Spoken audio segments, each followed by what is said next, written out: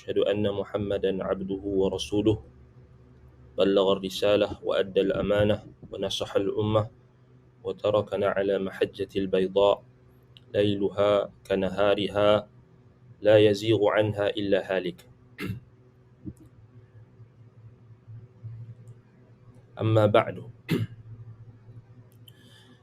Alhamdulillah, bersyukur kita pada Allah Subhanahu wa taala atas nikmat dan kurniaan Allah Subhanahu wa taala kepada kita. Kita dapat bertemu pada pagi ini untuk kita membicarakan satu tajuk berkenaan dengan satu doktrin ataupun satu kumpulan yang meresap doktrinnya itu masuk ke dalam umat Islam, yang perlu dijelaskan usul, asal usulnya dan juga sejarah penyelewengannya di dalam Islam, yang mana Alhamdulillah pada sesi yang sebelum ini dengan taufik daripada Allah Subhanahu wa taala, Al-Fadil Ustaz Muhammad Asri Sabri wafaqahullah telah membahaskan berkenaan perjuangan Imam Ahmad bin Hanbal rahimahullahu taala. Itulah dalam berdepan dengan golongan Zanadiqah dan golongan Jahmiyah. Jadi insya-Allah pada sesi yang diberikan kepada ana ini, kita akan membincangkan dari sudut sejarah lah dan makna ataupun takrif Jahmiyah itu.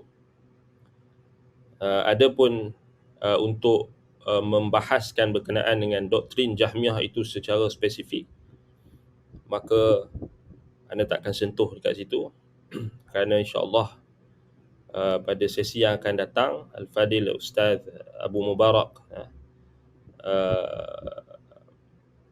Syafiq Uthman, Ahmad Syafiq Uthman wafaqahullah akan memperincikan doktrin Jahmiyah ini dan akan membantahlah, maknanya akan menjelaskan bantahan-bantahan itu lebih spesifik. Adapun kita pada pagi ini insya-Allah kita akan menyentuh tentang sejarah secara umum penyelewengan dalam Islam, itulah berkenaan dengan golongan Jahmiyah ini. Baik. Jadi pertama sekali kita nak lihat pada takrif Jahmiyah. Baik, yang dimaksudkan dengan Jahmiyah ini dia adalah kalau kita lihat balik nisbah yang digunakan, yang diitlakkan oleh ulama salaf, merujuk kepada Jaham ibn Safwan At-Tirmizi Abu Mihriz Ar-Raisabi ataupun Ar-Rasibi, Tirmizi Ar-Rasibi yang wafat 128 Hijrah. Ini merujuk kepada Jaham ibn Safwan At-Tirmizi dan pengikutnya, serta sesiapa sahaja yang berpegang dengan usul dan prinsipnya. Juga digunakan bagi merujuk golongan yang menafikan sifat-sifat Allah Ta'ala. Kerana kita tahu bid'ah yang awal yang muncul dalam Islam ini antaranya Khawarij, kemudian Murji'ah, Qadariyah. Bid'ah-bid'ah yang terawal yang muncul dalam sejarah Islam tidak berkait ataupun bid'ah mereka itu tidak melibatkan berkenaan dengan ilahiyah, tidak melibatkan dengan tentang penafian akan sifat-sifat Allah Ta'ala. Dan setelah itu kita akan tengok garis masa munculnya golongan Jahmiyah ini agak lewatlah, maknanya selepas zaman tabi'in, maknanya setelah zaman para sahabat. Munculnya bid'ah Jahmiyah ini pada setelah berlalunya zaman sahabat dan bermulanya pada zaman tabi'in. Maknanya dia lewat. Kenapa? Kerana kalau kita lihat agak susah bid'ah Jahmiyah ini memang tidak boleh diterima apabila pegangan masyarakat Islam yang dididik oleh golongan sahabat, golongan sahabat Nabi dan juga murid-murid sahabat di kalangan tabi'in yang pada awalnya yang kukuh, memang susah untuk doktrin seperti Jahmiyah ini diterima dalam masyarakat Islam yang dididik dengan Al-Quran dan juga As-Sunnah, yang kukuh pegangannya. Sebab itu kita katakan tak muncul bid'ah Jahmiyah ni melainkan sudah lewat. Kita akan lihat garis masanya. Baik. Jadi nisbah ini diitlakkan oleh ulama salaf merujuk kepada Jaham ibn Safwan At-Tirmidhi Abu Mihris. Dan kita dah tak salah Ustaz Asri dia ada cerita dah tentang usul Jahmiyah ini yang Imam Ahmad bin Hanbal rahimahullah ada sebutkan di dalam kitabnya Ar-Raddu 'ala Az-Zanadiqah wal Jahmiyah. Iaitulah ini antara kitab yang terbaik. Kalau siapa yang nak tahu tentang Jahmiyah, bantahan-bantahan kan syubhat asasi ataupun usul-usul mereka yang utama, yang mereka mentakwilkan ayat-ayat Al-Quran yang termasuk dalam mutasyabihil Quran, dan mereka mentakwilnya dengan takwil yang tidak benar, takwil yang menyeleweng dan sesat, maka ini antara kitab yang terbaik, iaitulah kitab Ar-Raddu 'ala Az-Zanadiqah wal Jahmiyah. Dan ada Al-Fadil Ustaz Asri, dia ada bacakan beberapa petikan berkenaan dengan kemunculan Jaham ibn Safwan ini, dan anda tak mau ulang dekat situ. Baik. Jadi itu yang pertama yang kita perlu faham.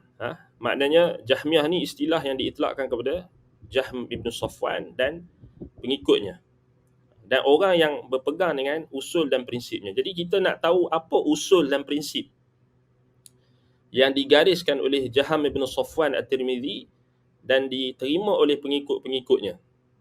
Baik. Kemudian yang berikutnya, mereka juga dikenali sebagai Al-Mu'attilatun Nufat, iaitu golongan yang menafikan nama-nama Allah, sifat dan af'al perbuatannya, mengingkari as-sam'iyat. Sam'iyat maknanya perkara-perkara yang diisbatkan melalui Al-Quran dan Sunnah, seperti ru'yah. Yakni ru'yah ni orang-orang beriman akan melihat Allah Ta'ala di akhirat kelak. As-sirat, yaknilah tentang sirat, ya, kita kata yang akan dilalui oleh manusia. Al-Mizan, iaitulah neraca timbangan. Al-Haud, yang telaga Nabi SAW. Menolak nas-nas yang berkaitannya atau mentakwilnya. Mereka juga berpegang dengan irja' al-jabr yang murni. Irja' di sini maknanya doktrin yang mengeluarkan amalan daripada iman, ataupun kita boleh katakan juga membataskan iman itu hanya makrifah. Itu kita kata murji'ah kan. So dia ada pembahagian dia juga, tapi kita tak bincang spesifik kat sini. Al-jabr iaitulah apa? Kita boleh kata jabariyah, fatalisme, yang menafikan qadar, ataupun menafikan, kita bukan menafikan iradah makhluk secara total. Maknanya manusia itu hanya digerakkan oleh satu kuasa ataupun digerakkan oleh Tuhan tanpa ada pilihan. Itu al-jabr yang khalis, yang murni. Baik. Kemudian ulama ahli sunnah juga mengitlakkan nisbah al-Jahmiyah kepada setiap firqah ahli kalam yang berorientasikan manhaj istidlal ilmu kalam dan ahli falsafah, seperti golongan Mu'tazilah, Al-Kullabiyah, Al-Asy'ariyah, Al-Maturidiyah, Az-Zaidiyah, Ar-Rafidah dan golongan semisalnya. Maknanya ulama ahli sunnah juga itlakkan nisbah Jahmiyah itu kepada mana-mana firqah ahlul kalam. Maknanya dia punya orientasi dia mesti manhaj yang beristidlalkan daripada ilmu kalam dan ahli falsafah. Falsafah, tak kira falsafah apa sekalipun. Seperti Mu'tazilah, Kullabiyah, Al-Asy'ariyah, Maturidiyah, Az-Zaidiyah, Ar-Rafidah dan golongan semisal. Baik. Ini kita akan lihat nanti perincian. Baik. Kemudian ulama ahli sunnah juga mengitlakkan nisbah al-Jahmiyah kepada sesiapa sahaja yang mengatakan dengan perkataan al-Jahmiyah atau menggunakan metod mereka, seperti golongan yang mentakwil sifat atau sebahagiannya, atau mengatakan Al-Quran itu makhluk, mengingkari ru'yah atau syafaat, juga mengingkari sesuatu dari urusan as-sam'iyat, yakni yang ditetapkan oleh Al-Quran dan Sunnah. Sesiapa sahaja yang terjebak dalam hal tersebut akan digelarkan salaf sebagai Jahmi. Jadi kita kena faham. Sebab ini penting kerana kita nak bezakan antara hukum am terhadap Jahmiyah itu satu isu, dan individu-individu yang terpengaruh dengan, ataupun firqah-firqah yang mengambil usul Jahmiyah ataupun individu yang terpengaruh ataupun firqah yang mengambil usul Jahmiyah, sama ada mereka sedar atau tak, itu perlu dibezakan. Sebab itu kenapa kita bawakan itlaqat ulama ini ada 3. Maknanya yang kita sebut tadi, pertama Mu'attilatun Nufat, mereka menafikan nama-nama Allah dan juga apa sahaja yang berkaitan dengan sam'iyat. Yang kedua, nisbah Jahmiyah ni juga diitlakkan kepada firqah Ahlul Kalam yang metod ataupun manhaj istidlal mereka berdasarkan ataupun berorientasikan ilmu kalam dan falsafah. Yang disebutkan Mu'tazilah, Kullabiyah, Asy'ariyah, Maturidiyah, Zaidiyah, Rafidah dan yang semisal dengannya. Sebab itu maknanya kita nak kena ada perbezaan antara hukum am pada doktrin Jahmiyah itu sendiri secara umum dan cabang-cabang ataupun apa firqah-firqah yang mengambil usul-usul atau yang terpengaruh atau yang mengambil usul-usul Jahmiyah, sama ada mereka sedar atau tak, tu ada perbezaan dia. Sebab dia ada isu berkenaan dengan, kita kata bila ulama salaf mengkafirkan Jahmiyah. Jadi kat situ takfir secara am. Maknanya siapa sahaja yang berpegang dengan apa kita kata siapa yang kita kata ada berpegang dengan doktrin Jahmiyah secara total, maka sudah tentulah dia itu Jahmi khalis, Jahmi yang murni. Cuma tinggal perbahasan berkenaan dengan golongan yang ada firqah yang mengambil usul Jahmiyah, sama ada mereka sedar atau tak, macam Asy'ariyah dan sebagainya, dan itu ada perbahasan, makna perincian dia. Kenapa ulama still ta'rifkan ataupun still itlakkan kepada mereka, masih mengitlakkan kepada golongan tersebut sebagai Jahmiyah, walaupun mereka bukan Jahmiyah secara total, bukan Jahmiyah khalis.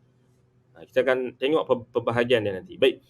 Kemudian kita lihat dari sudut sejarah ringkas tentang Al-Jahmiyah ini. Baik, kalau kita lihat garis masa, ianya bermula dengan kemunculan seorang tokoh yang bernama Al-Ja'du Ibnu Dirham. Dia adalah syekh kepada Jaham Ibn Safwan, guru, mentor kepada Jaham Ibn Safwan, guru. Kita tengok usulnya ianya berasal daripada Kurdi dan dikatakan ianya berasal dari Al-Jazirah. Al-Jazirah ni maknanya negeri yang berada di antara sungai Dajlah dan Furat, meliputi wilayah Mosul, Harran, Raqqah dan lain-lain. Maknanya di Iraq lah. Kemudian dia menetap di Syam. Baik. Al-Ja'du ini, Ja'du Ibn Dirham, merupakan saudara bagi ibu kepada khalifah terakhir dinasti Bani Umayyah, Marwan bin Muhammad. Atau digelar sebagai Marwan bin Muhammad, atau digelar dengan Marwan Al-Himar ataupun Marwan Al-Ja'di, yang wafat 132 Hijrah. Ini ibu, maknanya dia adalah adik-beradik dengan ibu bagi khalifah Bani Umayyah yang terakhir, iaitu Lubabah, khalifah Marwan Al-Hakam atau Marwan Al-Himar, Marwan bin Muhammad Al-Himar atau Muhammad Al-Ja'di, yang mana Lubabah itu dia adalah hamba sahaya yang diambil daripada tawanan, maksudnya daripada serangan terhadap Al-Ashtar, iaitulah diambil oleh bapaknya Muhammad bin Marwan, lalu gauli dan lahirlah Marwan Al-Ja'di atau Marwan Al-Himar. Maknanya daripada Ummu Walad lah, maknanya Lubabah tu Ummu Walad, maknanya dia adalah hamba sahaya. Dan Ja'd bin Ibnu Dirham ni dia adalah saudara kepada Lubabah. Sebab itulah Khalifah Marwan Al-Himar atau Marwan Al-Ja'di ini dia dididik. Sebab itu kita kata dia sangat rapat dengan Marwan ataupun dengan Al-Ja'd bin Dirham. Ja'd bin Dirham ni sangat rapat dengan Marwan Al-Himar dan merupakan guru dan pendidik bagi Marwan, sehingga Marwan digelar dengan Marwan Al-Ja'di sampai lekat nama Marwan Al-Ja'di. So ini antara yang perlu kita faham. Marwan mempelajari dari Al-Ja'du mazhabnya, iaitu pegangannya bahawa Al-Quran itu makhluk. So kita akan tengok nanti daripada mana Al-Ja'du Ibnu Dirham ini ambil akidah Al-Quran itu makhluk. dia menafikan qadar dan selainnya. Sehingga mazhab ta'til Al-Ja'du Ibnu Dirham ini mula dilihat berkembang di Al-Jazirah, namun diingkari oleh kaum muslimin di Iraq dan di kawasan sekitarnya. Maknanya dia tak boleh lagi menyebarkan bid'ahnya itu kerana umat Islam ketika itu masih kukuh berpegang dengan Al-Quran dan Sunnah, dan tabi'in pun, ulama-ulama di kalangan tabi'in pun sangat ramai masih hidup lagi. Jadi susah. Sebab tu dia cuba nak kembangkan pada awalnya tapi tak boleh. Sampai ulama-ulama Sunnah mereka mencela Marwan Al-Ja'di. Marwan yang merupakan apa? Yang dia ketika itu dia tak jadi khalifah lagi lah. Dia adalah wali, gubernur di kawasan Al-Jazirah ataupun kawasan di berdekatan dengan Khurasan. Tak salah Armenia kalau tak salah.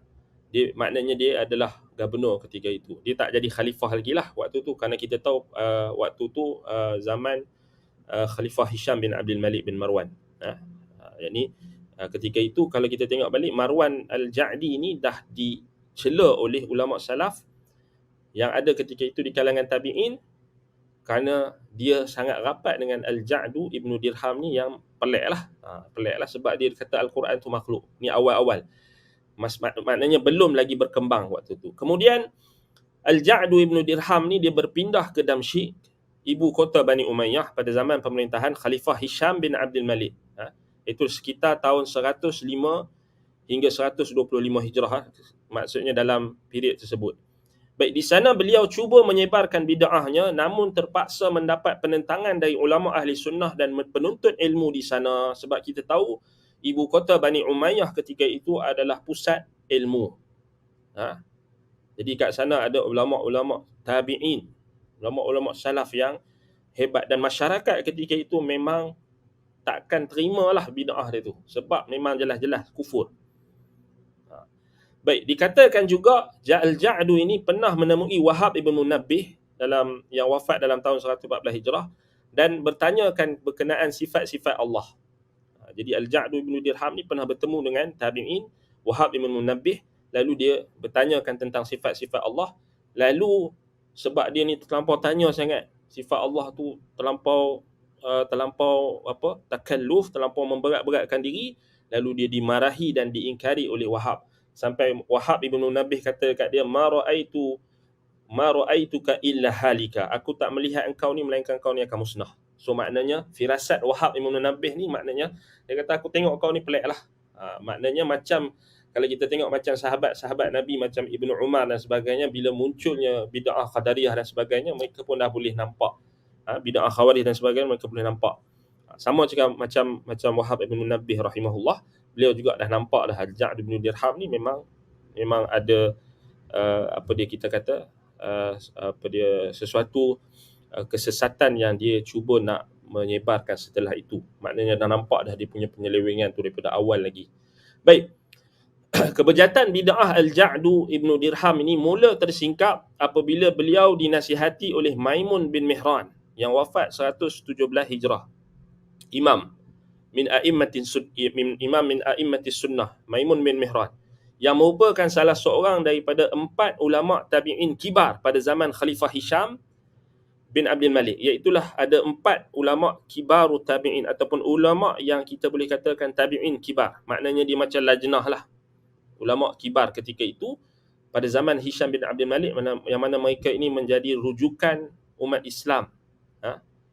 Ketika itu ada 4. Iaitulah pertama Maimun bin Mihran, kemudian Makhul yang wafat 112 Hijrah, Hasan Al-Basri, Imam Hasan Al-Basri yang wafat 110 Hijrah, kemudian Imam Muhammad ibnu Muslim ibnu Shihab Az-Zuhri, Imam Az-Zuhri yang wafat 124 Hijrah. Baik. Jadi Maimun bin Mihran ni dia nasihat Al-Ja'd bin Dirham. Dia kata hang ni apa kan? Hang ni apa pelik sangat macam itulah. Kan? Kemudian Al-Ja'du mengeluarkan satu kenyataan yang membawakan, kita kata menyebabkan dia dikafirkan oleh Maimun bin Mihran dan juga Ibnu Shihab Az-Zuhri. Iaitu Al-Ja'du dia kata Syah Qubath ahabbu ilayya mimma tadinu lahu. Ataupun dia kata Syah Qubath, yakni Raja Parsi, lebih aku cintai berbanding agama Islam. Perkataan dia keluar. menunjukkan usul Farisiyah, usul Parsi dia itu yang majusi yang sangat membenci Islam. Kat situ terzahir. Kemudian Maimun bin Mihran membawakan kes ini kepada lajnah ulama kibar dan mereka sepakat menghukum dan menjadi saksi akan kekufuran Al-Ja'du. Maknanya Al-Ja'du bin Dirham ni dia dikafirkan oleh ulama salaf ketika itu. Dan kemudian kes ini dibawakan kepada Khalifah Hisham bin Abdul Malik. Dia bukan setakat isu dia cakap Shah Qubath, Raja Parsi itu lebih aku cintai daripada agama Islam. Bahkan dia mula menzahirkan tentang perkataan dia yang mengatakan Al-Quran itu makhluk, menunjukkan kepada kita ulama salaf ketika itu menghukum kufur bagi orang yang mengatakan Quran itu makhluk. Dan banyak lagi lah kita akan tengok nanti antara apa yang dia pendapat-pendapat dia, maqalat ta'til, pendapat-pendapat ta'til dia, penafian dan penolakan dia terhadap Al-Quran dan Sunnah itu memang sangat jelas. Sebab itu kes itu dibawakan kepada Khalifah Hisham bin Abdul Malik. Lalu Khalifah Hisham mengarahkan agar Al-Ja'du ini dihukum bunuh. Namun Al-Ja'du ibn Dirham ni sempat melarikan diri ke Kufah. Dan di sana dia sempat bertemu dengan Al-Jaham ibn Safwan. Jaham ibn Safwan. Dan di situlah Jaham ibn Safwan mengambil dan mewarisi akidah sesatnya itu. Kat situlah maknanya Jaham ibn Safwan menjadi muridnya yang utama dan mewarisi akidahnya. Kemudian dalam tempoh 100 kalau tak salah dalam dalam tempoh 106 Hijrah sampai 110 Hijrah Jaham ibn Safwan Ja'd ibn Dirham dihukum bunuh oleh Gubernur Iraq iaitu Khalid bin Abdullah Al-Qasri, iaitulah antara tahun 106 Hijrah hingga 110 Hijrah. Adapun pendapat yang mengatakan tahun 120 lebih Hijrah itu tidak tidak tepat, walaupun dinukilkan oleh ulama-ulama. Maknanya ada perbahasan lah kalau kita tengok tahun pembunuhan dia tu, tahun dia disembelih oleh Khalid bin Abdullah Al-Qasri itu memang ada perbahasan ulama. Yang sahihnya tidak ditetapkan tahun dia. Tak ada penetapan tahun secara tahdid tu, tak ada. Maknanya secara tetap. Sebab kalau kita tengok balik selepas Khalid bin Abdullah Al-Qasri ini menyembelih ataupun menghukum bunuh Al-Ja'du bin Dirham, dikatakan ulama-ulama yang salaf di kalangan tabi'in mengucapkan kesyukuran dan terima kasih mereka atas jasa gubernur tersebut yang membunuh seorang kita kata musuh Allah yang membawa kesesatan dan kekufuran yang jelas, yang nyata. Kalau kita tengok balik boleh rujuk dalam kitab Maqalatut Ta'til ataupun Maqalatu Al-Ja'd bin Maqalatut Ta'til wal Ja'd bin Dirham, karangan Syekh Muhammad bin Khalifah At-Tamimi waffaqahullah, yang dia ada bahaskan berkenaan dengan tarikh tersebut dengan spesifik. Kalau siapa yang nak lihat secara lebih terperincilah berkenaan dengan isu pembunuhan ataupun hukuman yang dijalankan ke atas Al-Ja'du ibn Dirham. Baik, jadi maksudnya di sini Al-Ja'du ibn Dirham dia memang dikafirkan bukan oleh seorang lah. Maknanya antara datang juga riwayat yang menunjukkan takfir ke atas Al-Ja'du ibn Dirham ni, antaranya daripada Ibn Shihab Az-Zuhri. Imam Ibn Shihab Az-Zuhri juga jelas datang menyebutkan Al-Ja'du ibn Dirham ni bukan umat Muhammad. Dia sebut dengan jelas bukan umat Muhammad, maknanya kafir.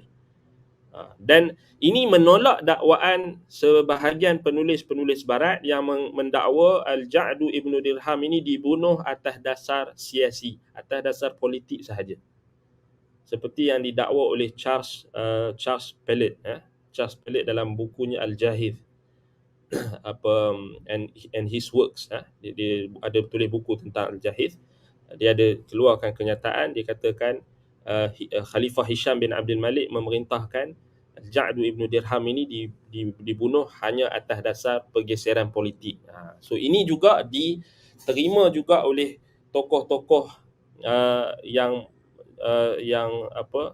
tokoh-tokoh yang kemudian seperti Zahid Al-Kautsari, dia juga ada sebut benda yang sama. Dia kata Al-Ja'du ibnu Dirham ni dibunuh sebab politik sahaja, bukan sebab akidah dia yang sesat. So ini terjawab lah. Maknanya kalau kita tengok balik memang apa dia memang sabit maknanya apa dia ulama salaf yang mengkafirkan Al-Ja'du ibnu Dirham ini. Sebab dia mendakwa Allah Ta'ala tak berkata-kata dengan Musa. Dia mendakwa apa dia Allah tak menjadikan Nabi Ibrahim sebagai khalil, sebagai kekasih. Kan dia menafikan sifat. Bila dia menafikan sifat Allah Ta'ala, maknanya dia nafi habislah semua. Tak ada lah, maknanya itu maksud ta'til. Maknanya Allah tak berkata-kata dengan Nabi Musa, Allah tak jadikan Nabi Ibrahim sebagai khalil. Sebab itu kita kata dia jelas lah. Maknanya kita kata pegangan dia tu jelas lah. Maknanya dia menolak terus Al-Quran kan. Sebab Al-Quran itu makhluk kan. Baik, sebab itu kita boleh anggap Al-Ja'du ibnu Dirham ni dia sebagai pengasas pertama apa dia doktrin Jahmiyah ini. Manakala Jaham ibn Safwan adalah pengasas muassis al-thani, pengasas yang kedua yang mengembangkan mazhab gurunya itu. Baik. Jadi itu kalau kita tengok berkenaan dengan Al-Ja'du ibnu Dirham. Baik, jadi kita dah sebut tadi tak betul dakwaan yang mengatakan dia dibunuh semata-mata kerana politik. Sebab dia memang tak aktif pun dalam urusan politik. Dia memang cuba nak mengembangkan doktrin dia yang sesat tu. Sebab itu dia berjaya mendidik Marwan Al-Ja'di. Kat situ kalau kita tengok balik macam mana Marwan ni memang bergantunglah dengan Al-Ja'd bin Dirham ni. Dan itulah kata Imam Ibnul Qayyim dalam As-Sawa'iqul Mursalah dan An-Nuniyah beliau, apa dia, itu jugalah yang menjadi sebab kejatuhan apa dia kerajaan Bani Umayyah. Memang Allah Ta'ala jadikan sebab dia adalah sebab Marwan Al-Ja'di itu yang lemah. Kemudian dia dididik oleh seorang yang sesat, yang kita kata yang merupakan ada kalau kita tengok riwayat Maimun bin Mihran bagi nasihat dekat dia tu, memang menunjukkan dia ni memang benci dengan Islam lah, senang cerita. Cuma dia menyembunyikan kenifakan dia tu, kemunafikan dia tu. Baik, sebab tu kalau kita tengok balik, tak salah Imam Ibnul Qayyim ada sebut disebabkan keberkatan Al-Ja'du ibnu Dirham inilah empayar Bani Umayyah jatuh. Maknanya nak bagi tahu dekat kita, disebabkan ulah Al-Ja'du ibnu Dirham ini menyebabkan khalifah ataupun empayar Bani Umayyah itu jatuh, yang dipimpin ketika itu oleh khalifah yang terakhirnya, iaitulah anak kalau kita isbatkan dia adalah anak saudara kepada Marwan, ataupun anak saudara kepada Marwan itu adalah saudara kepada Al-Ja'd bin Dirham, ataupun guru, muaddib, guru, dan juga apa dia guru dia yang utama, muaddib, bahkan pendidik dia. Sebab itu kalau kita itu kaitan dia. Baik. Kemudian yang berikutnya kita nak tengok apa dia sumber utama Al-Jahmiyah ini. Doktrin Jahmiyah ini, apakah sumber utama dia, usul yang menjadi sumber utama, mawarid, kita boleh juga cakap sumber, maknanya daripada mana doktrin Jahmiyah ni muncul. Sebab tu kalau kita tengok balik, yang pertama sekali ianya diambil daripada falsafah musyrikin Sabi'ah ataupun Sabian Harran. Makna penyembah bintang yang menafikan sifat-sifat Tuhan dan af'alullah, Tuhan, sifat perbuatan Tuhan. So ini kita kata kerana apa? Kerana Al-Ja'du ibnu Dirham ini dia memang, kalau kita tengok, dia berasal daripada Harran. So dia memang dididik kita kata dididik dalam suasana kita kata masih ada saki-baki pengikut falsafah Sabi'ah ini, Sabian, yang menyembah bintang lah, yang mana mereka ini adalah musuh utama Nabi Ibrahim. Musuh utama Nabi Ibrahim. Yang mana Nabi Ibrahim diutuskan untuk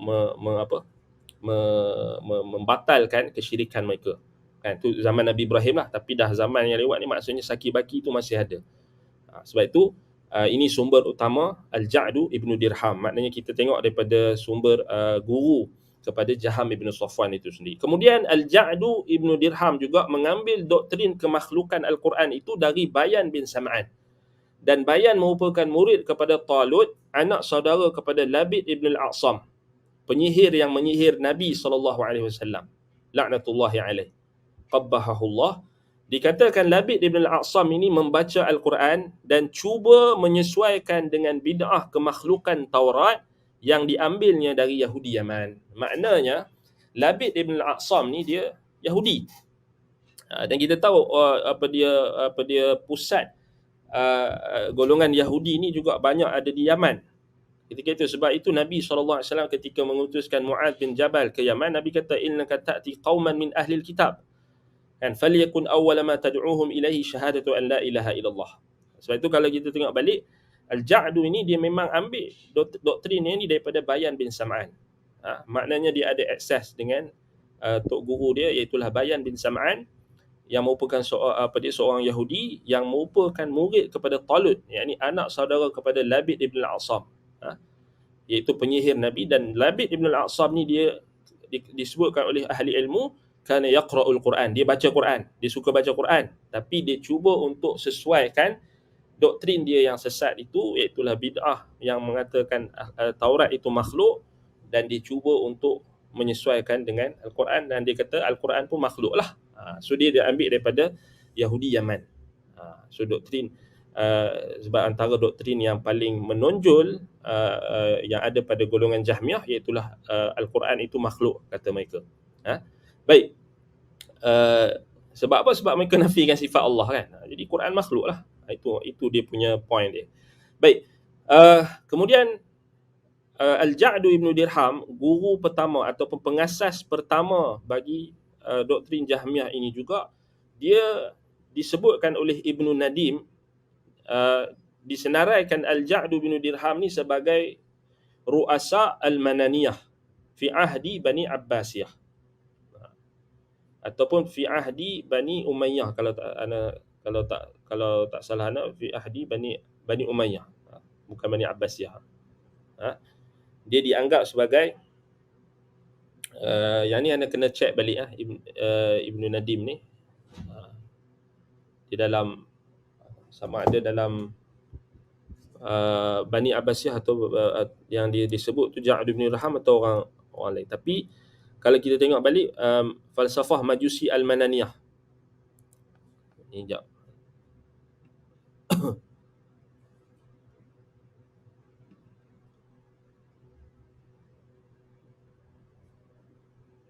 Baik.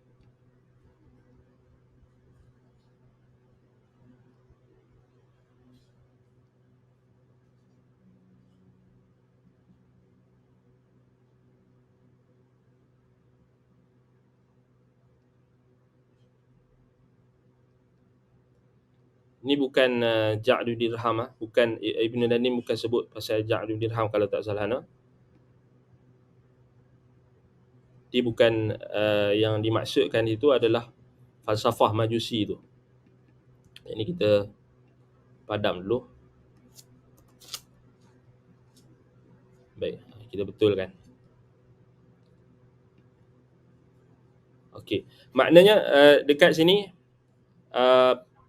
Al-Ja'd bin Dirham ni dia juga maknanya dia juga pernah belajar daripada, sebab dia usul dia Kurdi. Maknanya dia ada apa kita kata usul Kurdiyah, maknanya daripada Majusi lah, Parsi, kan. Dan dia ada juga mempelajari daripada falsafah Al-Mananiyah, Al-Majusi Al-Mananiyah, yang mana juga menafikan sifat-sifat Allah. Menafikan sifat-sifat Allah. Semua falsafah ni semua sama je, nafikan sifat-sifat Allah. Baik. Kemudian Al-Jaham ibn Safwan pula, anak murid dia. Ini yang Ustaz Asri dah bacakan riwayat tentang dia bertemu dengan As-Sumaniyah. Sumaniyah ni adalah kelompok Dahriyah. Yang mereka ni ateis lah. India, yang menolak kaitan makhluk dan Tuhan, dan menetapkan kewujudan sesuatu hanya boleh dicapai melalui panca indera yang 5 sahaja. Lantas mereka menafikan sifat-sifat Tuhan. So doktrin itu diterima oleh Jaham ibn Safwan ketika perdebatannya dengan golongan As-Sumaniyah, kan. Itu yang yang dah disebutkan oleh Al-Fadhil Ustaz Asri. So dia berdebat dengan As-Sumaniyah ni. So As-Sumaniyah ni tanya dia tentang Tuhan, tentang apa dia, adakah Tuhan kamu boleh rasa, kamu boleh cium, kamu boleh pegang, kamu boleh maknanya dicapai dengan panca indera yang 5. Dia kata tak boleh. Maka lalu berlakulah syak, keraguan kepada Jaham bin Safwan kepada Tuhannya sendiri, dan dia meninggalkan solat selama 40 hari 40 malam. Dia tak solat kerana dia syak dengan Tuhan.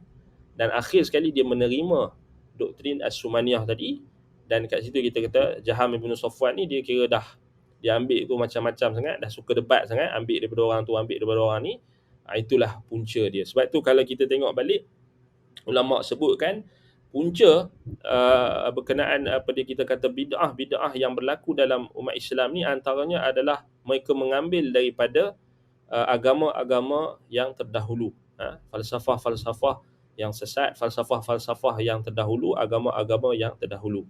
Sebab macam kita dah jelaslah maknanya ambil daripada sabi'ah, falsafah apa dia kita kata musyrikin, dan juga daripada Yahudi, apa dia berkenaan dengan Labid bin Asam, kemudian Majusi, Al-Mananiyah, kemudian As-Sumaniyah, iaitulah golongan Dahriyun, golongan yang ateis, yang menafikan Tuhan di India. Dan sudah tentulah mereka menolak seluruh sifat-sifat ketuhanan itu yang diterima oleh Jaham bin Safwan, yang merupakan muassis yang kedua lah, pengasas kedua. Bahkan kita kata dialah yang mengembangkan mazhab gurunya Al-Ja'du Ibnu Dirham. Baik. Kemudian, so ini sumber utama Al-Jahmiyah, maknanya daripada Al-Ja'du Ibnu Dirham sampailah Jaham bin Safwan. Baik. Apakah akidah utama golongan Al-Jahmiyah ini? Yang pertama at-ta'til, yakni menafikan sifat-sifat Allah. Yang kedua mengingkari kalamullah dan mengatakan Al-Quran itu makhluk. Kemudian al-jabr, yakni fatalisme. Al-irja', yakni iman itu hanya makrifah. Kemudian fana, syurga dan neraka. Maknanya mereka mendakwa syurga dan neraka itu akan musnah. Baik. Kemudian kalau kita tengok Imam Ibn Qayyim, dia sebut dalam Nuniyah, dia kata jabrun wa irja'un thumma jim tajahham fata'ammal majmu' fil mizan. Yakni 3 jim kan yang menghimpunkan Jahmiyah ni, jabar, irja', jabar dengan irja'.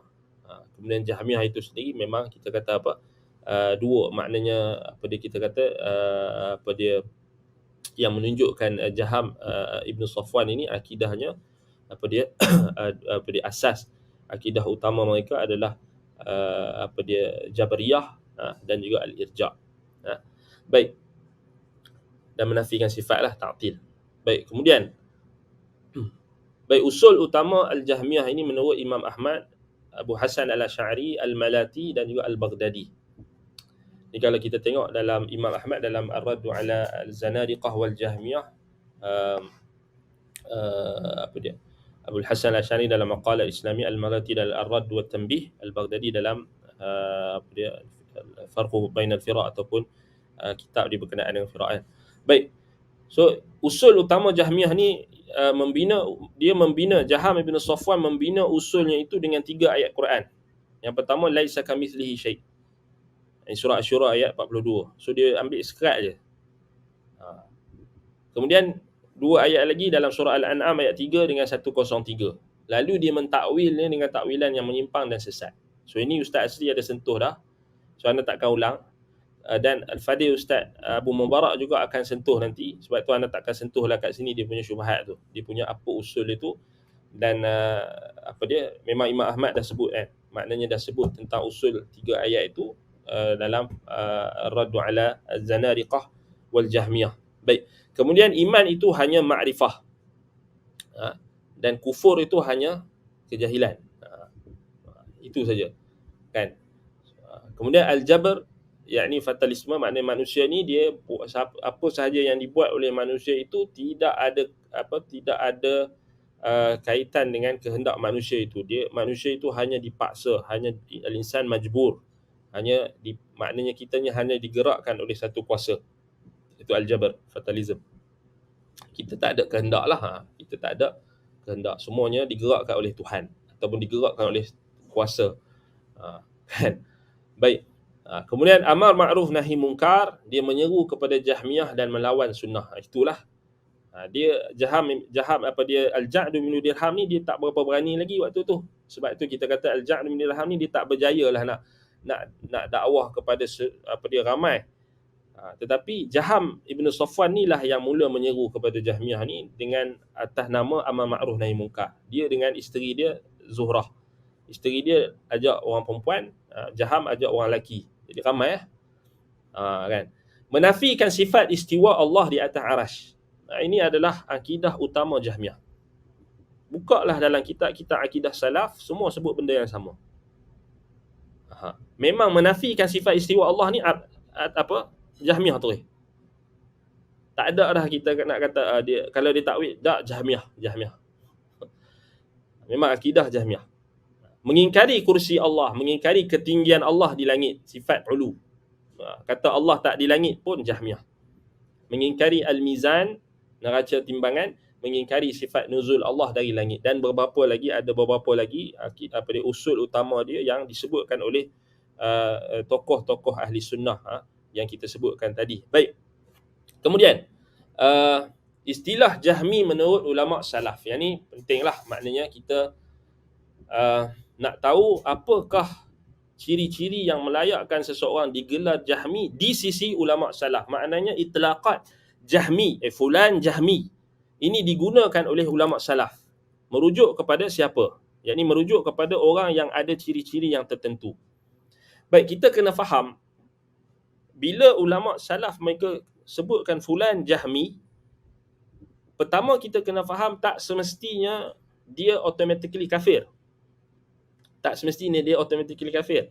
Walaupun Jahmiyah itu sendiri adalah doktrin yang kufur, tetapi ada perinciannya lah.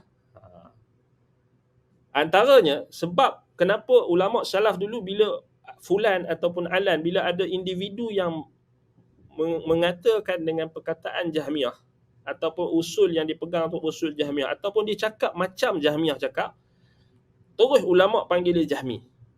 Apa tujuan dia? Tujuannya adalah untuk tarhib, untuk ancaman, untuk tashni', untuk bagi tahu dekat dia bahayanya cakap macam tu. Kerana perkataan tu bukan perkataan orang Islam, bukan perkataan yang datang daripada Quran, bukan daripada sunnah, itu adalah perkataan Jahmi.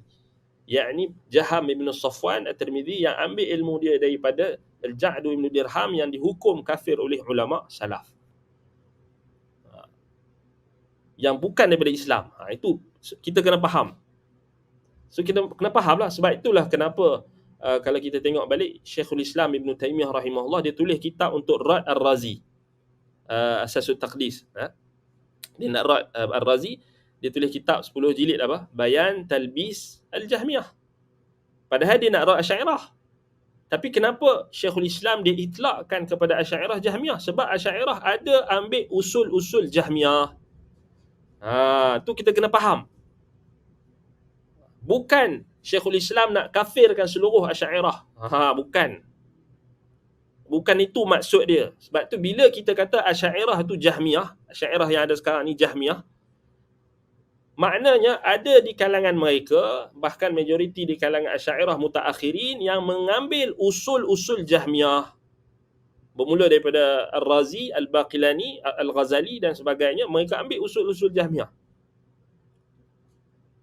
Dan tu kita kena tengok dia punya peralihan tu. Sebab tu ada pembahagian ulama taksimkan Jahmiyah ni kepada 3 kan pula. Kita akan tengok nanti pembahagian tu, iaitulah Jahmiyah Al-Khalisah, Jahmiyah yang tulen, murni, Jahmiyah Tata', kemudian Jahmiyah Al-Mu'tazilah, Jahmiyah Mu'tazilah, dan kemudian Jahmiyah Ahlul Kalam Sifatiyah, iaitu Asy'ariyah Mu'tazilah ataupun Asy'ariyah Al-Maturidiyah dan seangkatan dengannya.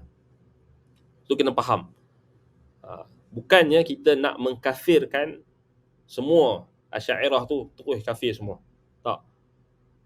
Itu salah faham. Sebab dia sendiri tak faham itlaqat salaf tu. Kenapa ulama salaf kata fulan kalau dia cakap macam ni dia Jahmi? Baik, kita nak tengok satu persatu. Maknanya kalau orang tu ada ciri-ciri tersebut, dia dipanggil oleh ulama salaf Jahmi. Maknanya benda ni kita kata tak boleh kita main-main lah. Sebab ulama salaf dulu dia kita bukan boleh bab-bab agama ni bukan kita boleh buat main-main. Kan kalau kamu cakap tentang agama apa, tak boleh kata ini pendapat saya, ini pendapat guru saya. Tak, kamu kena tengoklah pendapat kamu tu daripada mana datang sumber dia. Jangan main-main kan. Jangan kita kata sambil lewa dalam masalah agama. Sampai orang tu kata tak apalah dia cakap macam tu, itu pendapat dia, itu pendapat dia. Ini ciri orang yang suka berdebat dan dia tak ada pendirian. Yang mana ulama salaf dulu memang mentahzir orang yang macam ni. Orang yang suka berdebat ni dia akan banyak tanakulan. Aksaru tanakulan, dia akan berpindah randah. Saat nak jadi orang macam ni, saat nak jadi macam tu, dia tak ada pendirian. Dia tak ada jati diri. Itu kita bukan macam tu. Kita sebut kalau orang tu dia cakap perkataan Jahmiyah, dia pegang dengan pendapat Jahmiyah, kita kata Jahmi. Sebab apa? Kita bukan nak kafirkan dia pun. Kita nak kata perkataan dia tu sangat bahaya. Implikasinya sangat bahaya dan litashni', kita nak bagi tahu benda tu tak bagus. Supaya orang gerun. Ini semua orang boleh cakap ikut suka hati. Agama ni jadi apa? Bahan mainan, bahan gurauan, senda gurauan dan sebagainya. Tak ada siapa nak kawal. Tak ada kawalan. Semua orang boleh cakap ikut suka hati. Itu kita kata rosak. Sebab tu ulama salaf dulu bukan macam kita. Kan? Kita tak apalah dia cakap tu pendapat dia. Tak apalah pendapat dia. Tak apalah pendapat dia. Alah, kita kena terbuka. Kita kena itu bukan ciri-ciri apa dia kita kata apa? Seorang Muslim yang nasih, seorang Muslim yang nakkan kebaikan kepada orang lain, itu ciri-ciri orang yang khianat. Kalau kita tahu benda tu tak betul, benda tu sesat, kita kena bagi tahu. Itu cara ulama salaf mereka berhadapan dengan kelompok-kelompok yang sesat ni. Sebab mereka bagi tahu, mereka nak nasihat. Sebab itu Imam Ahmad tulis kitab Ar-Raddu 'ala Zanadiqah wal Jahmiyah. Imam Abu Uthman, Abu Sa'id Uthman ibn Sa'id Ad-Darimi tulis kitab Ar-Raddu 'ala al-Jahmiyah. Tulis kitab Ar-Raddu 'ala al-Jahmiyah. Kemudian Imam Al-Bukhari rahimahullah tulis kitab Khalqi Af'alil Ibad war-Radd 'ala al-Jahmiyah wa Ashabi Ta'til. Untuk menasihat ummah, untuk bagi tahu ini adalah usul-usul Jahmiyah. Ini adalah perkataan Jahmiyah. Ini adalah orang yang berpegang dengan pegangan Jahmiyah. So bukan benda yang sia-sia. Nak bagi tahu, nak nasihatkan umat supaya jangan sesat, jangan ikut benda yang sesat.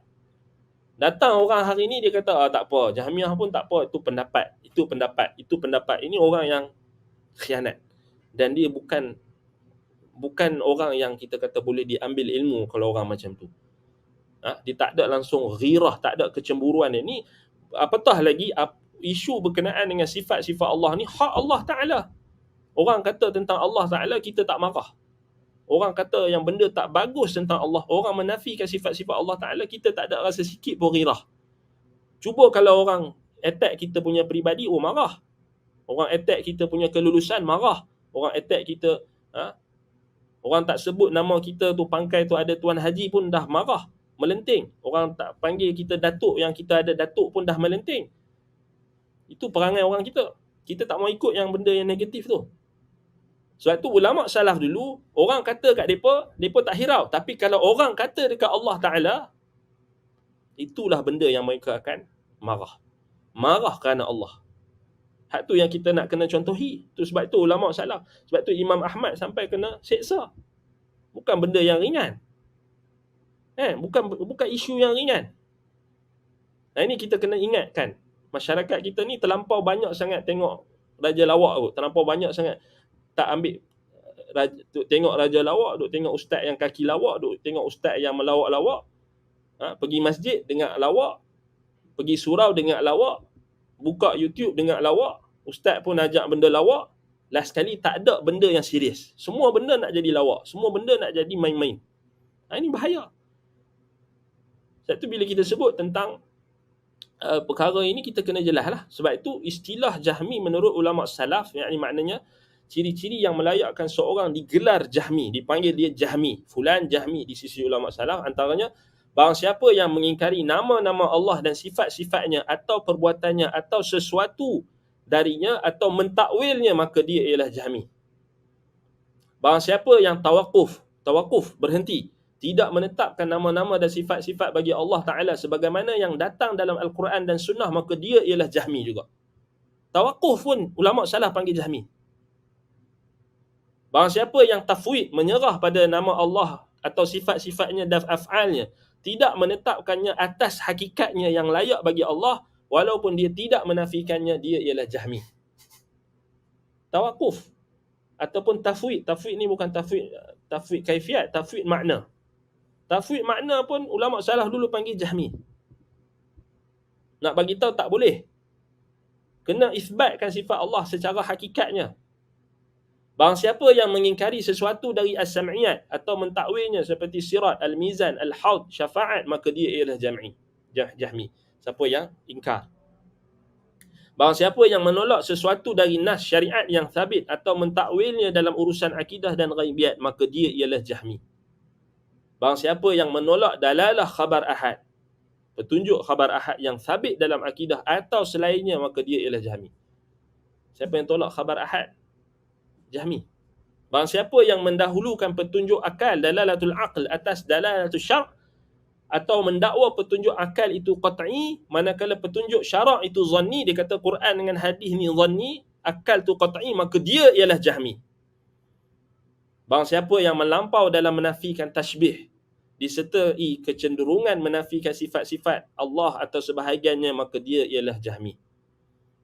Barang siapa yang mengingkari kalamullah, maka dia ialah Jahmi. Barang siapa yang mengatakan Al-Quran itu makhluk, lafazku dengan Quran itu makhluk atau bukan makhluk, maka dia ialah Jahmi bagi sebahagian salaf, inda ba'di salaf. Barang siapa yang mengingkari Allah berkata-kata dengan huruf dan suara sebagaimana yang layak bagi Allah, maka dia ialah Jahmi. Barang siapa yang mengingkari istiwa Allah atas arasnya atau mentakwilnya, maka dia ialah Jahmi. Baik, yang ni kalau kita tengok disebutkan oleh Syekh Dr. Nasir Al-Aql dalam kitabnya Al-Jahmiyah wal Mu'tazilah, Nash'atuha wa usuluha wa manajiha wa mawqifus salam minha qadiman wa hadithan. So itu untuk perbahasan yang lebih panjang. Siapa yang boleh baca dalam bahasa Arab, dia boleh rujuk kitab tersebut. Memang disertakan nukilan perkataan ulama salaf yang sangat banyak yang menyebutkan apa yang kita sebutkan tadi. Maknanya kalau kita kurang baca kitab salah, kita tak tahu. Kita duk syok sendiri. Kita rasa macam benda tu tak berat. Tak ada bezanya ni, ini tak. Sebenarnya itu itlaqat ulama salaf terhadap orang yang digelarkan mereka dengan Jahmi ni, maknanya yang kita sebut tadi. Yang kita sebut tadi, ya, hatta tafwid makna, tafwid bukan tafwid kafiat, tafwid makna, menyerahkan makna sifat. Itu pun Jahmi. Bayangkan, sebab apa? Sebab ulama salaf dulu nak tutup pintu. Tak mau bagi orang ni cakap benda yang di luar daripada Quran dan Sunnah. Nak tutup pintu. Orang kita hari ni dia selamba je, dia kata tak apa, khilaf lah. Datang batiniyah, datang orang yang sesat, datang orang-orang yang jelas-jelas membawa kekufuran yang dahsyat, barulah dia terhegeh-hegeh nak tutup pintu. Ulama salaf dulu dah tutup pintu dah. Macam orang zaman lalu ni, dia duk kata takwil boleh. Lepas tu tiba-tiba datang batiniyah takwil, dia marah. Padahal dia yang dulu cakap takwil tu boleh. Kan?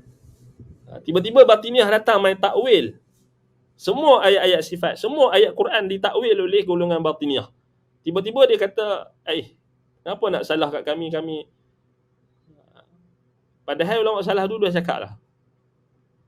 Kan? Orang hentam bila ada ulama yang jelaskan tentang kesesatan Asy'ariyah, maka dia marah. Padahal menjelaskan kesesatan Asy'ariyah dalam isu yang mereka mengambil usul Jahmiyah itu adalah amanah. Sebab tak mau bagi orang dibuka pintu-pintu kesesatan tu. Kan? Itu akan dibahaskan dengan lebih lanjut lah tentang apa dia kita kata Asy'ariyah yang ambil usul Jahmiyah ni. Itu Ustaz Mubarak akan sentuh nanti, insya-Allah. Baik, maknanya kita kata ini perkara-perkara yang melayakkan, ciri-ciri yang melayakkan seorang digelar Jahmi di sisi ulama salaf. Maknanya jangan kita ambil ringan lah. Kan? Jangan kita ambil ringan. Baik. Kemudian kalau kita tengok pembahagian Al-Jahmiyah ni dari sudut pembahagian yang datang setelah itu. Yang pertama Jahmiyah Al-Khalisah, Jahmiyah yang kita kata yang totok lah, yang ni yang awal, Al-Ja'd bin Dirham, Jaham bin Safwan. Kemudian marhalah yang berikutnya Al-Jahmiyah Al-Mu'tazilah, yakni mereka menolak sifat-sifat dan menetapkan nama-nama Allah. Sebahagian menolak sifat Allah dan menetapkan nama-nama. Kemudian Al-Jahmiyah Ahlul Kalam Sifatiyah, Al-Asy'ariyah Al-Maturidiyah Al-Kullabiyah, dan mereka yang menuruti jalan mereka yang mentakwil majoriti sifat Allah menurut metod Jahmiyah. Sebab itu kalau kita tengok balik, isu dia sekarang ni bukan kita tengok pada dakwaan ataupun kita tengok pada orang ni kata tak, kami bukan Jahmiyah. Jahmiyah lain, kami lain. Tak. Dia kita tengok pada usul tu, usul awal. Ada tak apa usul awal yang Jahmiyah terawal pegang, kemudian golongan mutaakhirin pegang benda yang sama. Itu menunjukkan dia adalah Jahmiyah. Kalau golongan yang datang kemudian, kita kena faham kaedah dia. Kalau golongan yang datang kemudian itu mengambil mana-mana usul Jahmiyah yang khalisah, Jahmiyah yang terawal, maka dia dikira sebagai Jahmiyah di sisi ulama salaf. Maknanya sebab kita nak tengok sekarang di sisi ulama salaf. Bukan kita nak ikut ulama khalaf. Kalau ikut ulama khalaf memanglah belum Jahmiyah lagi. Ikut ulama khalaf semua ahli sunnah. Batiniyah tu ahli sunnah juga. Kalau ikut ulama yang mutaakhirin ni semua ahli sunnah. Hindu yang jelas-jelas Hindu tu pun ahli sunnah juga. Bagi dia kalau kita nak ikut yang mutaakhirin, Yahudi pun dianggap Islam. Kalau nak ikut orang yang zaman lah ni, yang pelik-pelik ni. Kita bukan nak ikut yang mutaakhirin, kita nak ikut hak manhaj salaf ni. Kita nak ikut ulama salaf yang Nabi SAW kata khairun nas qarni thumma alladhina yalunahum thumma alladhina yalunahum. Yang Nabi sebut mereka adalah sebaik-baik umat, sebaik-baik manusia. Jadi kita tak payahlah pedulikan orang yang mutaakhirin ni dia nak cakap apa, lantak pergi kat dia lah. Sebab kita bukan tengok pada apa yang dia orang dakwa. Kita nak tengok apa yang ulama salaf pandang. Sebab tu yang kita sebut tadi tu, ciri-ciri yang melayakkan seseorang digelar Jahmi di sisi ulama salaf tu memang ada pada golongan-golongan mutaakhirin. Kan? Jelas. Sebab usul yang mereka pegang tu adalah usul yang dibawa oleh Al-Ja'du Ibn Dirham dan juga Jaham Ibn Safwan. Tak ada benda yang lain. Hak tu lah. Kan? Datang Mu'tazilah sesuaikan pula. Mu'tazilah dia pergi berdebat dengan falsafah Greek dan Yunani. Pada Aristotle dan sebagainya. So dia orang terjemahkan kitab. Datang pula kat situ. So dia banyak lagi lah. Maksudnya dia lepas pada Jaham Ibn Safwan tu maknanya Bishr Al-Marisi ambil daripada maknanya mewariskan Jaham Ibn Safwan mewariskan akidah dia, doktrin dia itu kepada Bishr Al-Marisi. Kemudian Bishr Al-Marisi ni ada anak murid dia iaitu antaranya Ahmad Ibn Abi Du'ad yang merupakan kita kata musuh utama Imam Ahmad ketika itu. Dan mendapat tempat di sisi khalifah dua khalifah yang keras membawa doktrin Mu'tazilah Jahmiyah ataupun Jahmiyah Mu'tazilah, iaitu antaranya Khalifah Al-Ma'mun dan juga Khalifah Al-Wathiq. Sebelum Al-Wathiq itu Al-Ma'mun, Al-Mu'tasim dengan Al-Wathiq. Al-Wathiq akhir sekali sempat bertaubat dan Ja'far Al-Mutawakkil Allah Ta'ala angkat ahli sunnah, memenangkan sunnah dengan Ja'far Al-Mutawakkil, khalifah yang berikutnya adik kepada Al-Wathiq, dan itulah yang mengangkat mihnah terhadap ulama-ulama ahli sunnah, ujian dan pancaroba yang berlaku pada ulama ahli sunnah ketika itu. Dengan Allah Ta'ala mengukuhkan as-sunnah melalui Khalifah Ja'far Al-Mutawakkil. Dialah yang melawan bid'ah-bid'ah Mu'tazilah Jahmiyah ini. Apabila dia, tu pun susah, maksudnya banyak juga, maknanya lama juga dia nak ambil waktu tu. Kalau kita tengok balik dalam perjuangan Imam Ahmad, kalau kita tengok balik dalam riwayat-riwayat tentang mihnah khalqil Quran, maknanya dia lepas pada tu, inilah kita kata usul kerosakan, fasad kerosakan yang berlaku, yang menyebabkan berlakunya banyak penyelewengan dalam khususnya berkenaan dengan nama-nama Allah, sifat-sifat Allah, dan isu-isu berkenaan dengan iman, isu-isu berkenaan dengan kita kata ilahiyat, ketuhanan. Inilah puncanya. Maknanya Jahmiyah ni adalah perkara yang menjadi punca utamalah Sebab apa kita kata sampai sekarang berlaku khilaf? Sebab mereka datang ke usul ni. Kalau kita tengok balik, um, kemudian usul Jahmiyah ini dikembangkan lagi oleh golongan Asy'ariyah yang mutaakhirin, yang terkemudian. Dan mereka menyangka itulah sunnah, mereka menyangka itulah pegangan sunnah, sedangkan mereka tak sedar bahawasanya itu adalah usul Jahmiyah yang terawal. Contohnya menafikan sifat ketinggian Allah, menafikan sifat istiwa Allah di atas arasy. Memang itu kita kata memang qaul Jahmiyah. Baik, kalau kita tengok balik antara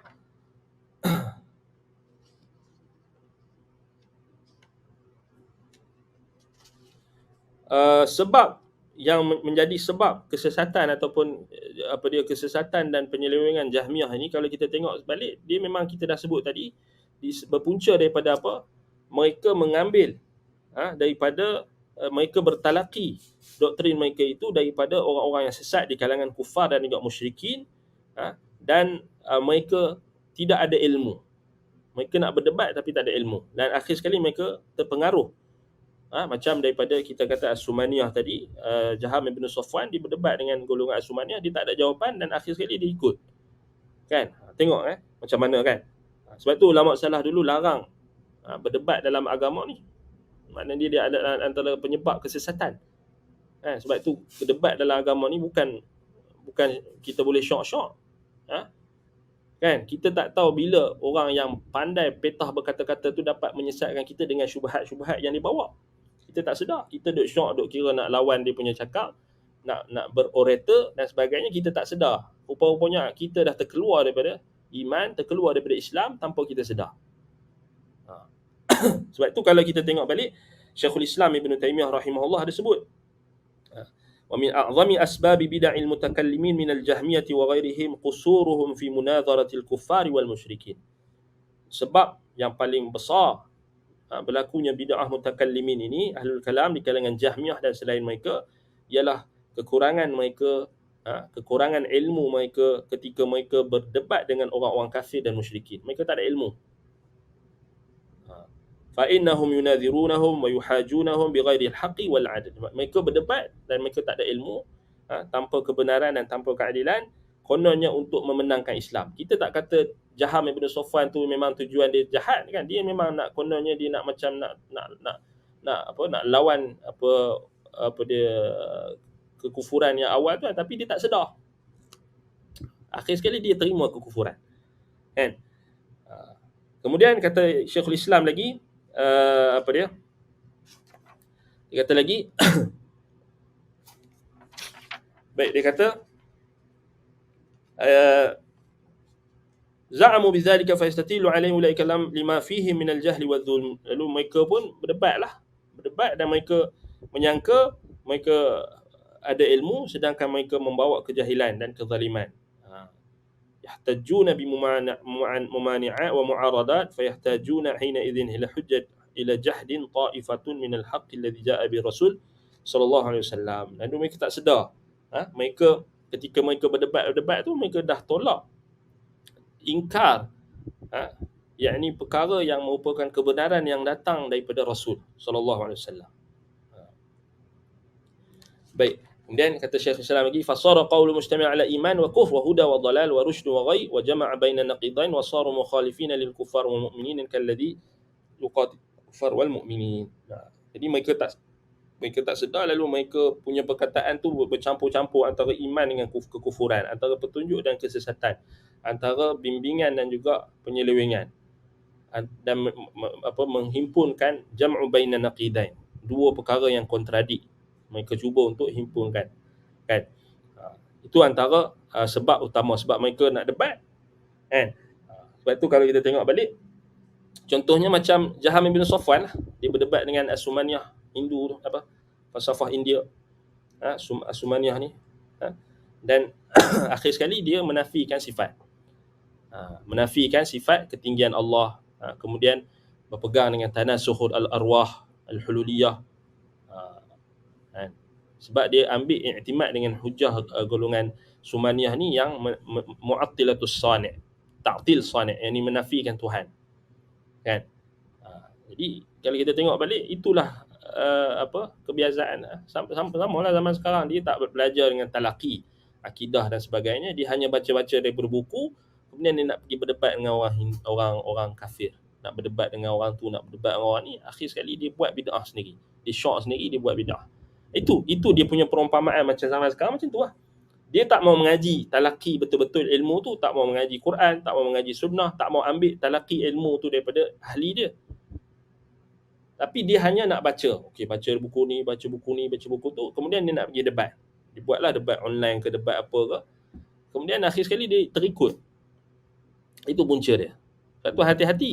Sama juga orang yang nak berdebat dengan nak buat perbandingan agama ke apa, nak debat tu kena mengaji dulu betul-betul. Kan?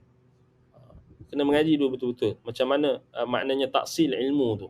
Bukan dia boleh suka-suka hati. Ni nasihat jugalah untuk budak-budak muda zaman ni. Jangan ingat kita boleh berdebat bila kita dah baca satu buku, kemudian kita rasa kita boleh berdebat dah. Jangan rasa macam tu. Takutlah pada diri kita ni. Bukan takut apa? Takut kita tersesat. Takut kita tergelincir tanpa kita sedar. Ni khusus untuk orang-orang muda lah. Orang muda-muda zaman ni semangat nak berdebat dan sebagainya. Nak berdebat, jumpa dengan orang tu, nak berdebat, jumpa orang ni nak berdebat. Ni hati-hatilah. Sebab ini memang perangai yang menjatuhkan seseorang ke dalam bid'ah bila dia cuba nak berdebat tapi dia tak ada ilmu. Akhir sekali dia terima syubhat yang didatangkan oleh orang yang mungkin lebih petah berkata-kata. Baik. Yang kedua, sebab yang menjadi sebab utama kesesatan golongan Jahmiyah ini, penyelewengan dan kekufuran mereka adalah apa? Ajmatul lisan wa adami fahmil Qur'ani was sunnah ala al-wajhi sahih. Ajmul lisan maknanya mereka ni tak faham bahasa Arab. Tak faham bahasa Arab. Dan tak faham, bila tak faham bahasa Arab, dia tak akan fahamlah Al-Quran dan sunnah ni dengan kefahaman yang sahih. Itu punca dia. Sebab tu kalau kita tengok balik Jaham ni, dia daripada Mawali kan. Dia menyebarkan mazhabnya ni di negeri Ajam, di Khurasan. Sebab itulah Imam Al-Bukhari rahimahullah rad Jaham ibn Safwan ni rad. Maknanya antaranya Imam Al-Bukhari sebutkan tentang kejahilan mereka. Itulah juga ulama-ulama yang sebelum Imam Al-Bukhari banyak. Sebab itu Imam Asy-Syafi'i rahimahullah pun dah bagi tahu, ma jahilan nas wala ikhtalafu illa litarkihim lisan al-Arab wa mailihim ila lisan Aristoteles. Tidaklah manusia itu menjadi jahil, tidaklah mereka berselisih, melainkan setelah mereka meninggalkan lisan al-Arab, yakni mereka meninggalkan bahasa Arab, mereka meninggalkan memahami bahasa Arab, mereka meninggalkan bahasa Quran dan sunnah. Wa mailihim ila lisani Aristoteles, dan mereka condong menuju kepada lisan Aristotle, yakni falsafah Aristotle, bahasa Aristotle. Kan?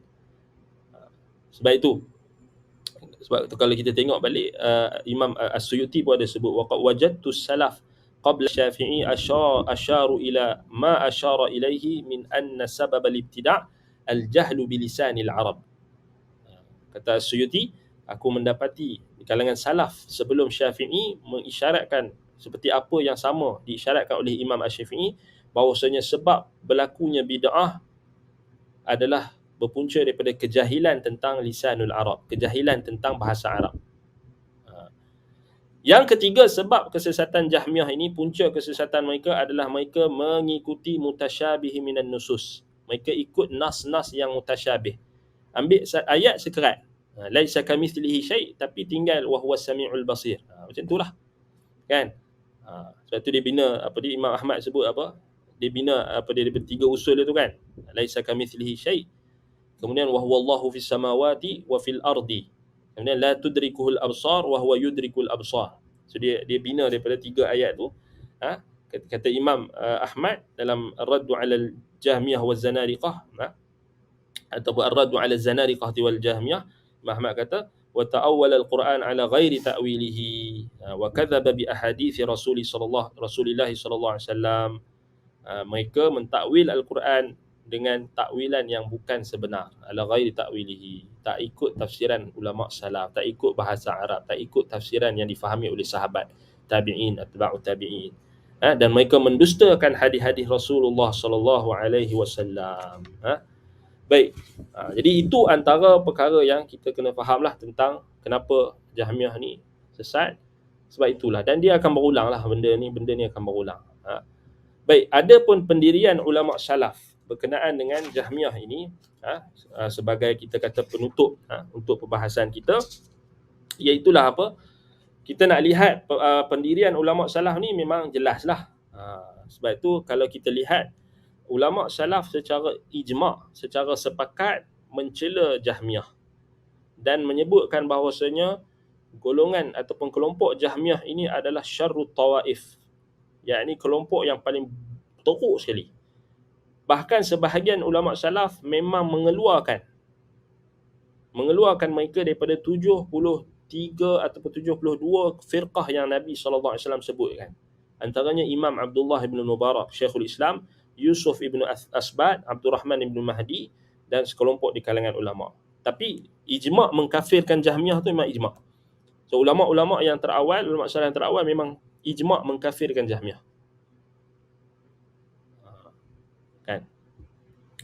Baik, sebab tu kalau kita tengok balik Imam Al-Bukhari rahimahullah, antara nukilan perkataan Imam Al-Bukhari rahimahullah yang masyhur dalam kitabnya Khalqi Af'alil Ibad. So Imam Al-Bukhari dia tasrih mengkafirkan Jahmiyah, menyesatkan mereka. Imam Al-Bukhari kata apa? Nazartu fi kalamil yahudi wan nasara wal majus. Aku pernah baca dan aku pernah melihat perkataan Yahudi, Nasrani dan Majusi. Fama ra'aitu adalla fi kufrihim minhum. Aku tak nampak ada perkataan yang paling sesat dalam kekufuran mereka, yang paling sesat berbanding Jahmiyah. Maknanya aku tengok tak ada yang lagi kafir, tak ada yang lagi sesat melainkan Jahmiyah. Perkataan Jahmiyah tu lagi sesat daripada Yahudi, Nasrani dan Majusi. Wa inni la astajhilu min man la yukaffiruhum. Kata Imam Al-Bukhari, aku sangat pelik lah ada orang yang masih lagi tak kafirkan Jahmiyah. Tu Imam Al-Bukhari kata. Illa man la ya'rifu kufruhum. Kecuali orang yang tahu, orang yang tidak tahu tentang kekufuran mereka. Sebab itu kata Imam Al-Bukhari lagi, ma ubali sallaitu khalfal jahmi والرافدي أم صليت خلف اليهود والنصارى ولا يسلم عليهم ولا يعادون ولا يناكحون ولا يشهدون ولا تؤكل ذبائحهم.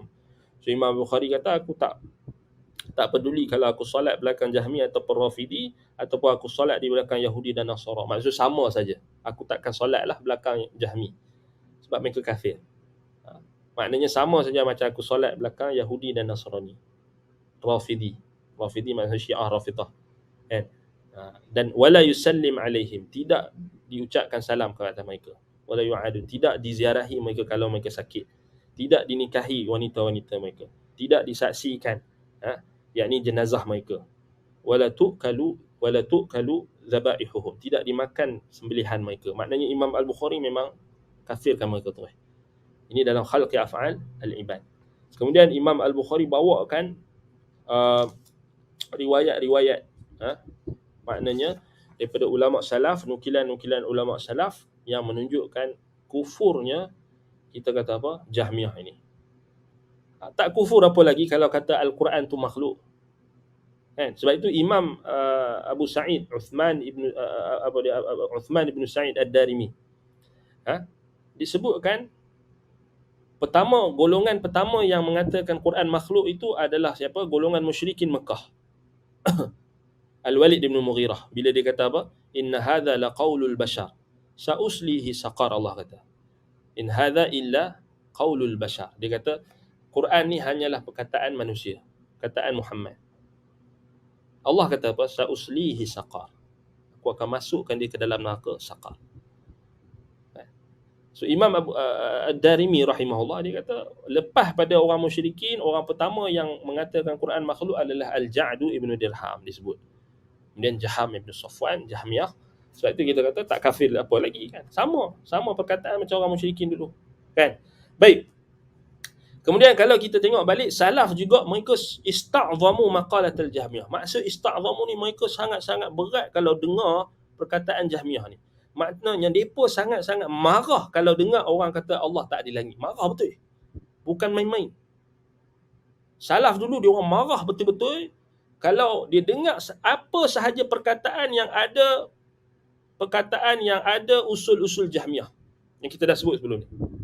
Antaranya menafikan keberadaan Allah di langit, menafikan sifat istiwa Allah, menafikan ketinggian Allah, menafikan kalam Allah, menafikan Al-Quran itu kalam Allah, mengatakan Al-Quran itu makhluk. Apa sahaja yang maqalatul Jahmiyah, perkataan-perkataan Jahmiyah, maka ulama salaf dulu ista'zamu, sangat-sangat marah, sangat-sangat bengang, sangat-sangat, maknanya memang marah betul-betul. Beza dengan orang hari ni, dia tak faham, dia tak tahu Jahmiyah cakap apa. Dia kata Tuhan tak ada langit. Okey, tak apa. Itu pendapat dia. Itu orang yang jahil, orang yang tak tahu tentang makanatus salaf. Bagaimana ta'zim salaf terhadap kalamullah, ta'zim salaf terhadap Al-Quran dan sunnah. Itu sebab kenapa salaf ni marah. Pasal apa? Sebab orang kata dekat Allah. Orang kata Allah Ta'ala macam tu. Takkan tak marah? Allah kata macam ni, orang tiba-tiba ada orang fulan dan alan dia kata Allah tak macam tu. Allah kata dalam Quran kot. Tiba-tiba ada orang yang entah mana-mana datang dia kata tak, itu bukan, tak betul, itu zanni. Marah. Sebab itu Abdullah bin Mubarak, Syekhul Islam, rahimahullahu ta'ala, dia kata apa? Inna lanahki kalam al-Yahudi wal Nasara wala nastati'u an nahki kalam al-Jahmiyah. Kami ni kalau nak hikayatkan perkataan Yahudi dan Nasrani itu kami boleh lagi. Tapi kami tak mampu untuk menghikayatkan, menceritakan kalam Jahmiyah. Tak mampu. Maknanya kalau kita nukilkan perkataan Yahudi dan Nasrani itu, ulama salaf antaranya Abdullah bin Mubarak rahimahullah, dia kata boleh lagi. Tapi kalau kalam Jahmiyah ni kami tak mampu. Sebab berat sangat. Sebab syani', teruk sangat. Kata Allah tak ada sifat kot. Kata Allah itu tidak di langit. Lawan Quran kot. Kata Allah tak beristiwa di atas arash. Allah tak istiwa atas arash. Lawan Quran jelas-jelas. Kata Allah tidak berkata-kata dengan Musa. Lawan Quran jelas-jelas. Sebab itu kata Imam Ad-Darimi bila dia taklid perkataan Abdullah bin Mubarak, dia kata wasaddaqa Ibnu Mubarak, benarlah Ibnu Mubarak, inna min kalamihim fi ta'til sifatillah ma huwa awhasha min kalamil yahudi wan nasara. Kerana perkataan Jahmiyah itu ada di dalamnya iaitulah ta'til, penafian dan penolakan akan sifat-sifat Allah yang lebih teruk, lebih dahsyat daripada kalam Yahudi dan Nasrani. Yazid bin Harun yang wafat dalam tahun 206 Hijrah, dia kata apa? Waktu tu usia dia dah hampir 90 tahun. Dia kata apa? Al-Quran kalamullah. Imam Yazid bin Harun, dia kata apa? Al-Quran kalamullah. Quran tu kalamullah. La'anallahu jahman. Allah, semoga Allah melaknat Jaham. Wa man yaqulu biqaulih, dan orang yang berkata dengan perkataannya. Kana kafiran jahidan, dia ada orang yang kafir, yang juhud. Tarakas salata 40 yawman, meninggalkan solat selama 40 hari. Za'ama annahu yartada dinan wa annahu syakka fil Islam. Dia mendakwa dia ada agama tetapi dia syak pada Islam. Baik. Sama juga perkataan Ali bin Asim yang wafat sama juga dalam tahun 206 Hijrah. Dia kata apa? Ihzar minal marisi wa ashabahu fa inna kalamahum yastajlibu az-zandaqah wa ana kallamtu ustadhahum Jahman falam yathbut li anna fis sama'i ilahan. Waspadalah kamu daripada Al-Marisi, Al-Bishir Al-Marisi, anak murid apa? Jaham Ibn Safwan, tok guru kepada Ahmad Ibn Abi Du'ad. Kerana sesungguhnya perkataan mereka itu yastajlibu zandaqah, membawa kepada zandaqah. Zandaqah ni maksudnya kemunafikan. Nifak yang sama level macam nifak zaman Nabi. Maknanya mereka sembunyikan kekufuran, menzahirkan Islam. Itu makna zandaqah. Zandaqah ni kalimah Farisiyah, kalimah daripada kalimah maknanya dia berasal daripada perkataan Parsi. Zandaqah yakni merujuk, ulama salaf gunakan perkataan tersebut, diarabkan dan mengitlakkan perkataan tersebut merujuk kepada orang-orang munafik yang level kemunafikan mereka tu sama macam zaman Nabi Muhammad SAW, kerana mereka menyembunyikan kekufuran dan menzahirkan Islam. zandaqah. Sebab itu kata Ali bin Asim, hati-hati daripada marisi dengan sahabat dia. Kerana kalam mereka itu akan membawa kepada zandaqah, yakni kemunafikan, nifaq akbar, nifaq yang besar. Wa ana kallamtu ustadzahum Jahman. Aku pernah cakap dengan Jahman, ustaz mereka, guru mereka, guru Al-Marisi, yakni Jaham bin Safwan. Falam yathbut li anna fis sama'i ilahan, dan dia tidak menetapkan bahawasanya di langit itu ada Tuhan.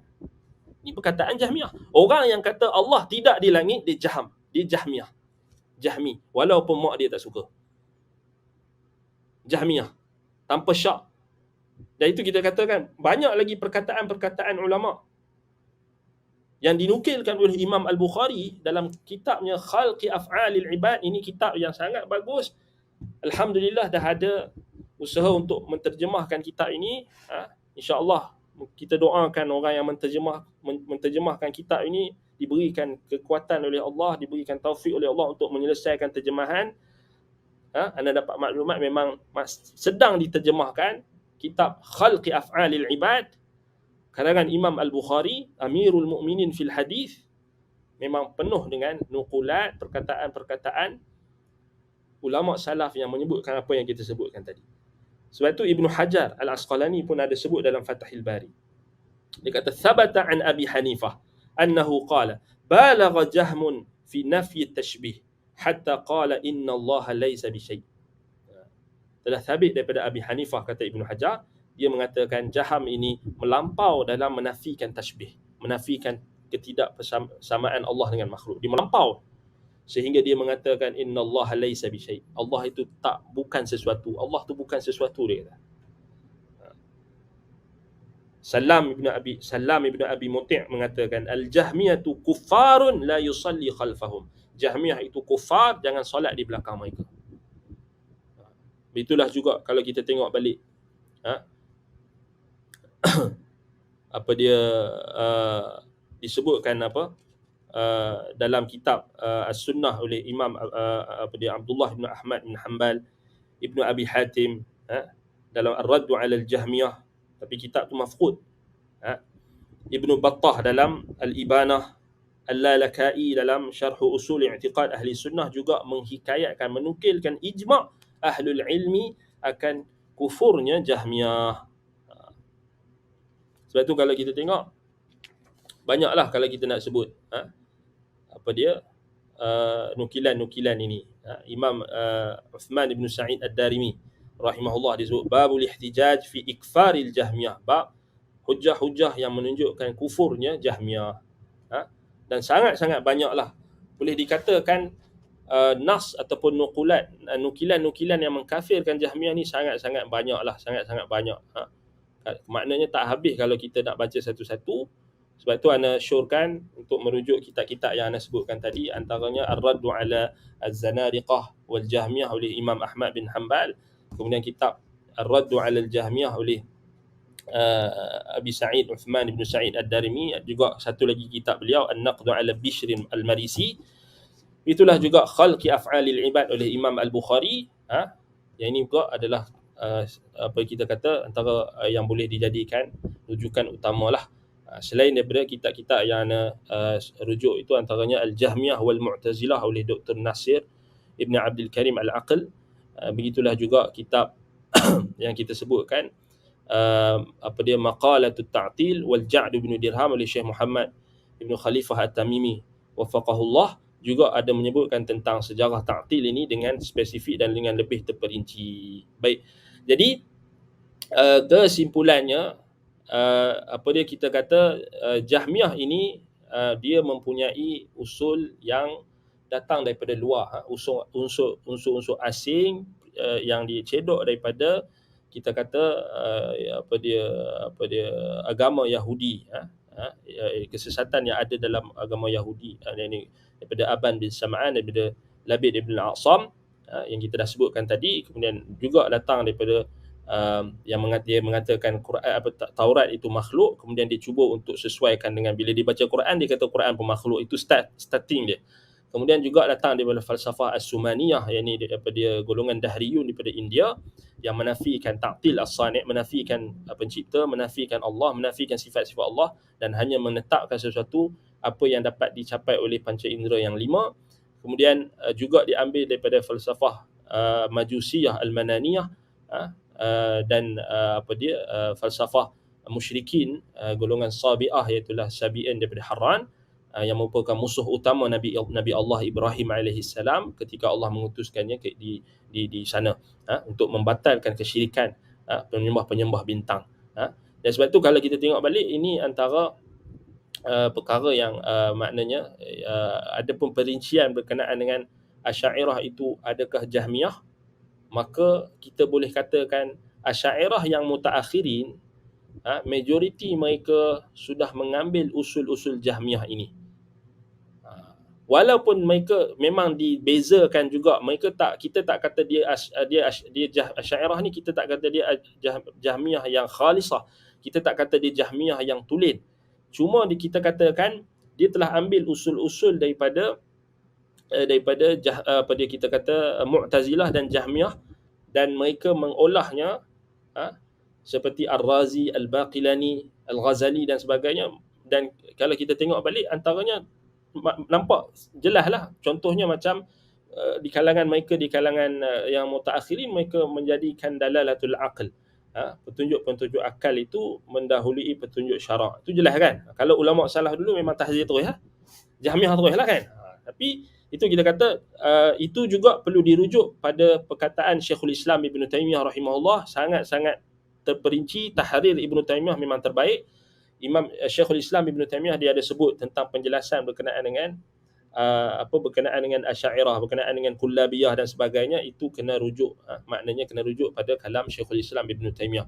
Sebab Ibn Taymiyah yang paling adil sekali bila dia menimbang kesesatan Asy'ariyah tu.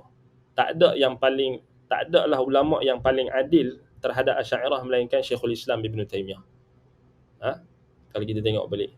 Dan juga boleh rujuk pada Imam Ibn Al-Qayyim rahimahullah dalam As-Sawa'iqul Mursalah, juga dibahaskan perkara perincian. Itu kita kata kita tak mungkin nak dapat cover semua tajuk lah, sebab memang panjang kalau kita nak bincang.